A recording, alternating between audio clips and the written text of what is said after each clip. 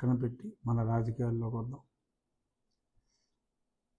షర్మిల కొన్ని ప్రశ్నలు వేసింది, అర్థవంతమైన ప్రశ్నలు వేసింది. ఎస్, గతంలో మేమందరం కూడా మాట్లాడిన ప్రశ్నలే. తను కాంగ్రెస్ పార్టీ అధ్యక్షురాలుగా వచ్చిన రోజు మాట్లాడటం జరిగింది. నేను ఎప్పుడో 2 సంవత్సరాల క్రితం తెలంగాణలో తను పార్టీ స్థాపించినప్పుడు ఇది ఆరంభించింది తెలంగాణలో, కానీ షర్మిల రాబోయేది ఆంధ్రప్రదేశ్కి అని నేను ఊహించి చెప్పడం జరిగింది. ఊహించి ఆ తర్వాత మొన్న అక్కడ కాంగ్రెస్ వాళ్ళు కూడా కొద్దిమంది నేను త్వరలో పిసిసి అధ్యక్షురాలు కాబోతానని ఒక ఛానల్లో చెప్తే వాళ్ళు తెలియనితనంతో, తెలివి తక్కువతనంతో ఎవరో ఒకళ్ళిద్దరు మాట్లాడటం జరిగింది. ఆ రోజు ఆలస్యం అవ్వచ్చు, ఏదన్నా మాట్లాడామంటే పాయింట్ లేకుండా మాట్లాడి నేను. సో నిన్న మరి ఆ షర్మిల బాణం బాగా దిగింది అన్నకి. మరి తను మాట్లాడిన దాంట్లో ఎటువంటి తప్పు లేదు. తను అడిగింది ఒక క్రైస్తవుడిగా, మరి ఎక్కడో అన్యాయం జరిగింది, నువ్వు ఎందుకు మాట్లాడలేదు అని అడిగింది. సరే, అక్కడ అన్యాయం జరిగిందా లేదా అన్న దాంట్లో నేను వెళ్ళను. అమ్మాయి అడిగింది, తను షర్మిల వారి అన్నని, being a Christian why did you not question అని తను అడిగింది. బహుశా అక్కడ అట్రాసిటీస్ జరగలేదన్న ఉద్దేశంలో మరి జగన్మోహన్ రెడ్డి గారు క్రిస్టియన్ అయినప్పటికీ క్వశ్చన్ చేయలేదా? ఎందుకంటే అట్రాసిటీస్ జరగనప్పుడు ప్రశ్నించవలసిన అవసరం లేదు. బట్ అయినా తను ప్రశ్నించిన విధానానికి సమాధానం yes there are no atrocities అని చెప్తే బాగుంటుంది. డెఫినెట్గా ఏదో 2 వర్గాలు కొట్టుకున్నాయి, అబరేషన్స్ జరుగుతాయి, మరి దానికి రూలింగ్ పార్టీని బాధ్యతలు చేయటం ఎంతవరకు సమంజసం అని సజ్జల గారు లేకపోతే ఆ తిట్లు తిట్టిస్తున్నారు. మొన్నటి వరకు సజ్జల గారు ఒకరికే కాస్త కోస్త విమర్శించే పర్మిట్ ఉండేది సీఎం గారి దగ్గర నుంచి. ఇప్పుడు I think free for all permit ఇచ్చినట్టున్నారు. ఒక పక్క సుబ్బారెడ్డి చిన్నాన్న, ఇంకో పక్క మేనమామ రవీంద్రనాథ్ రెడ్డి, ఇంకా ఆవిడపడితే ఆడు సోషల్ మీడియాలో, వైసీపీ సోషల్ మీడియాలో మరి ఇష్టం వచ్చినట్టుగా క్యాంపెయిన్ చేస్తున్నారు, చెడ్డగా మాట్లాడుతున్నారు. తను అడిగిన ప్రశ్న స్పెషల్ కేటగిరీ స్టేటస్ గురించి గొంతు చించుకున్నారు కదా జగన్ రెడ్డి గారు. మరి ఇప్పుడు నోరు పడిపోయిందా, ఎందుకని మాట్లాడుతున్నారు అని అడిగారు. తప్పే ఉందా అందులో? తప్పేంటి? మాకు 25 సీట్లు ఏమన్నారు, మీకు 31 మంది ఎంపీలు ఇచ్చారు రాజ్యసభ సభ్యులతో కలిపి ప్రస్తుతానికే. మరి ఎందుకు నోరు మూసు కూర్చున్నారు అని అడగటం తప్ప. 3 రాజధానులు అన్నారు, ఒక్కటి కూడా కట్టలేదే అని అడగటం తప్ప. నువ్వు 3 అన్నావు కదా, అమరావతిని కంప్లీట్ చేసుకోవచ్చు కదా, వైజాగ్ అలాగే ఉంది కదా, చేసింది ఏమీ లేదు అని చెప్పి పిసిసి అధ్యక్షురాలు సొంత సహోదరి అయిన శ్రీమతి షర్మిల ప్రశ్నిస్తే శ్రీ జగన్మోహన్ రెడ్డి గారు అనుచరుల్ని ఉసిగొల్పటం, బూతులు తిట్టించటం, నీచంగా మాట్లాడించటం ఒక స్త్రీని న్యాయమా అని వాళ్ళ మహిళా లోకం ప్రశ్నిస్తుంది. అంటే సొంత చెల్లినే గౌరవించిన వ్యక్తి ఇంకా మహిళలకు ఏం గౌరవం ఇస్తాడు? ఇది ఇవాళ నిన్న జరిగిన దగ్గర నుంచి మరి కొంత రౌడీ మూక పెట్టిరేగిపోతూ ఉంటే మహిళా లోకంలో వచ్చిన ఆందోళన చాలా స్పష్టంగా కనపడింది. ఇంత నీచంగా ఉంటాయా? నిజాయితీగా కొన్ని ప్రశ్నలు సంధిస్తే దానికి సమాధానం చెప్పడం మానేసి కాంగ్రెస్ పార్టీకి వెళ్ళటం ఏమిటి? అరే రాజశేఖర రెడ్డి ఉన్నదే కాంగ్రెస్ పార్టీ అయ్యా. రాజశేఖర రెడ్డి ఆయన ముఖ్యమంత్రి చేసిందే కాంగ్రెస్ పార్టీ. జగన్మోహన్ రెడ్డిని రాజకీయాల్లోకి తీసుకొచ్చిందే కాంగ్రెస్ పార్టీ. జగన్మోహన్ రెడ్డిని ఎంపీ చేసిందే కాంగ్రెస్ పార్టీ. మరి అటువంటి కాంగ్రెస్ పార్టీని ఇవాళ ఓకే తప్పుడు కేసులు పెట్టారు అని ఫీల్ అయ్యారు. మరి కేసు తప్పుడు కేసు అయినప్పుడు ఆ కోర్టుకి అటెండ్ అయ్యి నిర్దోషిగా ఎప్పుడో నిరూపించేసుకోవచ్చు కదా. మరి ఎందుకని కోర్టులకు అటెండ్ అవ్వకుండా ఆ ప్రాసెస్ని ఇంత డిలే చేసి 10 సంవత్సరాలు డిలే చేసి పైగా నిందలు కాంగ్రెస్ పార్టీ మీద రాంగ్ నిందలు అయితే అటెండ్ అవ్వండి, కోర్టు క్లియర్ చేసేసుకుని అప్పుడు చెప్పండి కాంగ్రెస్ పార్టీ నా మీద ఇలా అన్యాయంగా కేసులు పెట్టి 16 నెలలు జైల్లో పెట్టిందని అప్పుడు చెప్పండి. జగన్మోహన్ రెడ్డి గారు ఎందుకు సహోదరిని అలా తిడతారు? మీరు జైల్లో ఉన్నప్పుడు 2012లో పాదయాత్ర చేసింది దాన్ని, 14లో మీకు చెప్పులు అడిగేలా తిరిగింది. సరే మీ ప్రభుత్వం రాలేదు, ఆవిడకి టికెట్ కూడా ఇవ్వలేదు అనుకోండి అడిగినప్పుడు. 19లో మళ్ళీ ఈసారి చెప్పులు కాదు కాళ్ళు అరిగేలా తిరిగింది షర్మిల. అనిల్ బ్రదర్ అనిల్ తిరిగాడు. నాకిద్దరు చాలా మీటింగులు చేశారు కాబట్టే అక్కడ తెలుగుదేశం పార్టీ స్ట్రాంగ్ అయినప్పటికీ నేను అభ్యర్థి కాబట్టి వాళ్ళ సహకారం కూడా ఉంది కాబట్టి బయటపడగలిగా. ఇది నాకు ప్రత్యక్షంగా తెలుసు. అలా ఎన్నో చోట్ల నేరో మార్జిన్ ఉన్న చోట్ల మరి షర్మిల అనిల్ ప్రభావం చాలా ఎక్కువగా ఉంది. ఫుల్లుగా వాడేసుకున్నారు, సబ్బును వాడినట్టు వాడేశారు, రుద్దేశారు, మొత్తం అరిగిపోయేలా.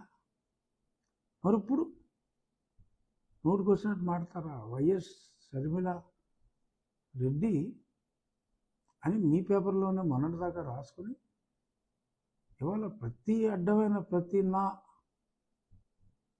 బాగోదు, మీ అంత వల్గర్గా నేను మాట్లాడలేను. ప్రతి నా సన్నగాడు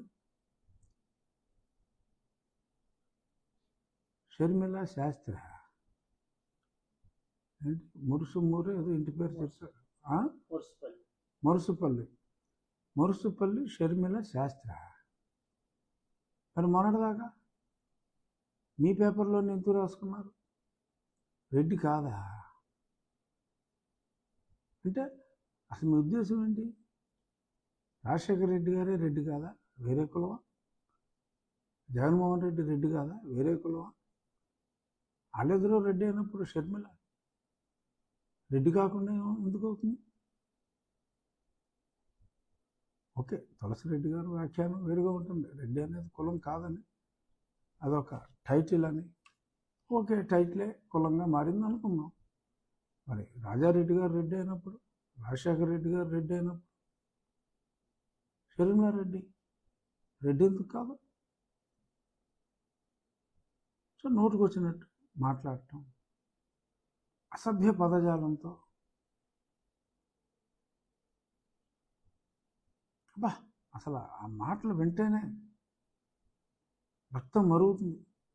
రాజశేఖర రెడ్డి గారి అమ్మాయిని ఇంత అసహ్యంగా వాళ్ళ అబ్బాయే మాట్లాడిస్తాడా?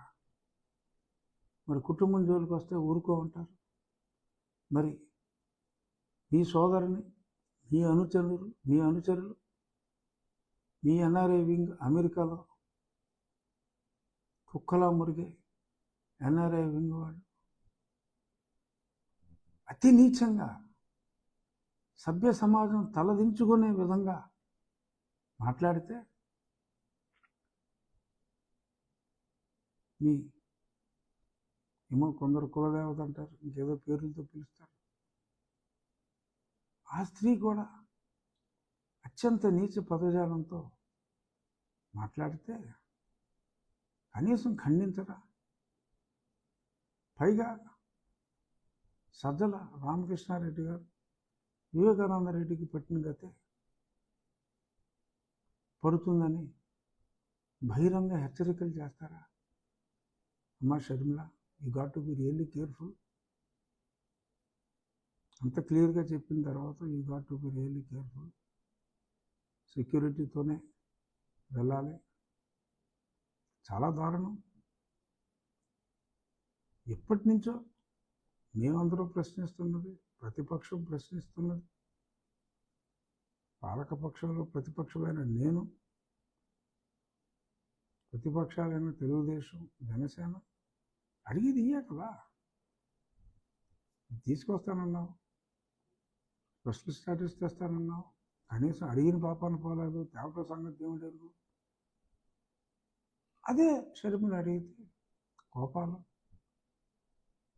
అక్కడ తంతే ఇక్కడికి వచ్చామంటారా?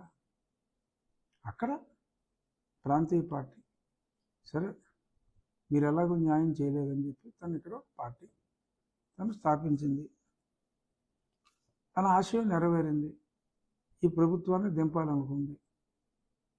తను ముఖ్యమంత్రి అవ్వాలని అనుకోలే, ఇక్కడ ఈ ప్రభుత్వాన్ని దింపాలనుకుంది, అందులో పాత్ర వహించింది. ఆవిడ వల్లే దిగిపోయిందని నేను అంటున్నా, కానీ ప్రముఖ పాత్ర వహించింది. సో ఇప్పుడు పుట్టింటికి వచ్చింది, పుట్టింట్లో అరాచకాలు జరుగుతున్నాయి. అత్తోరిల్లు సర్దుకుంది, అంటే అత్తోరు రాష్ట్రం సుభిక్షంగా ఉంది. రేవంత్ రెడ్డి గారు ముఖ్యమంత్రి అయ్యాడు, చక్కటి పరిపాలన అందిస్తున్నాడు. ఈలోపు పుట్టిల్లు చిన్న భిన్నం అయింది, సర్వనాశనం అయింది అని తను అనుకుంది. నేనే తిరిగాను కదా, నేనే ఈ ఒకే రాజధాని ఉంటుందని చెప్పాను కదా, వాళ్ళ మాటలు నమ్మొద్దు, ఇక్కడి నుంచి మక్క వెళ్తాడు అన్నది కరెక్ట్ కాదని, ఇక్కడ ఇల్లు కట్టుకున్నాడని చెప్పింది నేను కదా, ఇక్కడే ఉంటాడని చెప్పింది నేను కదా. 3 అంటాడు, ఇంకోటి అంటాడు, అప్పులు చేస్తాడు, అభివృద్ధి లేదు, లిక్కరు, మగవాళ్ళ తాళ్ళు తెగిపోతున్నాయి. ఈ సమస్యలన్నీ చూసి అత్తరిల్లు సరే అయింది, పుట్టిల్లు సరి చేసుకోవాల్సిన బాధ్యత ఉంది. పైగా నేను క్యాంపెయిన్ చేసి మరి వీళ్ళందరినీ కన్విన్స్ చేశాను. ఇప్పుడు ఇన్ని దురాఘాతాలు జరుగుతూ ఉంటే ఒక వ్యక్తిగా, ఒక మనిషిగా తప్పును సరిదిద్దుకోవాల్సిన బాధ్యత తెలిసిన ఒక మగువగా షర్మిల ఇక్కడికి వచ్చింది. అదే ఓట్ల శాతం ఎంత వస్తుంది, సీట్లు వస్తాయా లేవా అనేది నాకు అనవసరం. ఎందుకంటే నేను ఆ పార్టీ కాదు, నేను జాయిన్ అయ్యే పార్టీ ఏంటన్నది ఇప్పుడే నేను ఎప్పటి నుంచో చెప్తానే ఉన్నా. సో దాని గురించి నేను మాట్లాడను. కానీ ప్రజాస్వామ్యంలో ఏ పార్టీనైనా మనం ఆహ్వానించాలి. ఆ పార్టీలో చెడ్డ ఉంటే ఇది చెడ్డ అని చెప్పాలి. అందరికీ సమాన హక్కులు ఉంటాయి ప్రజలకు నిజాలు చెప్పడానికి. ఉన్న నిజాలే తను చెప్తే వ్యక్తిత్వ హననం తప్పు. ఆడెవడో వర్రగాడంట, ఎవడు నోటుకు వచ్చింది ఆడు వైసీపీ అఫీషియల్ సోషల్ మీడియాలో పోస్టింగ్. ఇంత దారుణమా? నీ చెల్లె నిన్ను అసహించుకుంటే, నీ చిన్నాన్న కూతురే నిన్ను అసహించుకుంటే ఏ మహిళ గౌరవిస్తుంది? మహిళలు చెల్లిని నమ్ముతారా, లేక ఎవరు నమ్ముతారు? సో ఇప్పుడు డెఫినెట్గా మరి వైసీపీ ఓట్ బ్యాంక్, నేను ఎప్పటి నుంచో చెప్తున్నా, చాలామంది కారు కూతలు కూశారు, వీళ్ళిద్దరూ ఒకటే, అమ్మాయి రాదు, అసలు ఆంధ్రయ్య రాదు, ఏమీ జరగదు, నేను మాట్లాడేది తప్పు అన్నారు. అయిపోలా, నిజమైపోలా. కనీసం లీస్ట్లో లీస్ట్ 5-6%, 10% తెచ్చుకున్న ఆశ్చర్యపోవకర్లా. ఆ 10 కూడా నా ప్రస్తుత పార్టీకే బిగ్ హోల్. సో కాబట్టి గతంలో నేను చెప్పినట్టు పరాజయం కాదు, ఘోర పరాజయం దిశగా పయనిస్తుంది. అందుకే ఈ టెన్షన్, ఈ కంగారు. అందుకని దొంగ సర్వేలు వదులుతున్నారు. గతంలో హైదరాబాద్లో మేము చెప్పాం 65 సీట్లు వస్తాయని కూడా చెప్పేశారట చాలామంది. ఎగ్జాక్ట్గా 65 అని చెప్పారట బోగస్ గాళ్ళు. అయిపోయిన తర్వాత బ్యాక్ డేట్లో పెడతా ఉంటారు లోడింగ్లో. గతంలో చేసిన పోస్టింగ్లు ఉంటే తీసేస్తారు.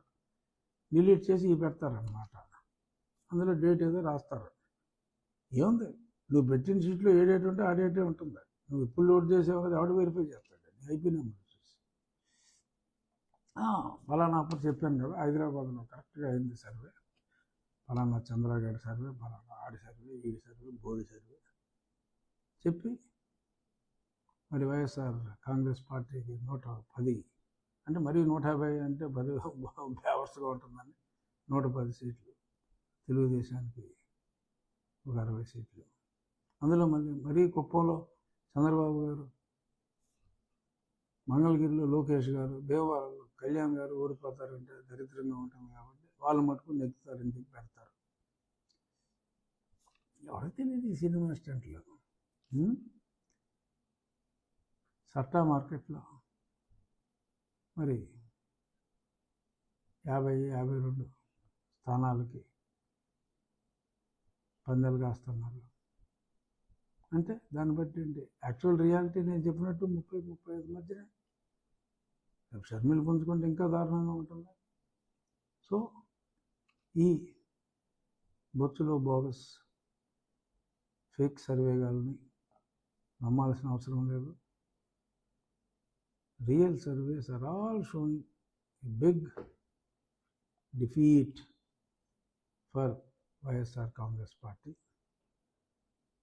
ఇది చెప్పాల్సిన పని లేదు జనాలకి, కానీ రాంగ్ క్రెడిబిలిటీతో మేము గతంలో అలా చెప్పాము ఇలా చెప్పామని అంటున్నారు కాబట్టి కొంచెం ప్రజల్ని అప్రమత్తంగా హెచ్చరిక చేయడానికి ఈ సర్వేల గురించి కూడా చెప్పాల్సి వచ్చింది. ఇక పొత్తుల గురించి